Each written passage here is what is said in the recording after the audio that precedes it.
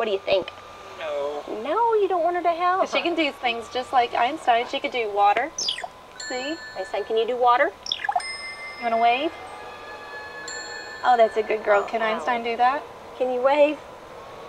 Oh, no, she can't. How embarrassing. How about a cat? Einstein, can you do a cat? Allie, can you toot? Yeah. She can do that. Can you toot? Oh, Yeah, she does it much better. What about hey there? Hey there. Oh. Maybe not. We're going to try it again. Allie, what about hey there? Oh, listen to me. How about hey there? Hey there. You do penguin? Penguin?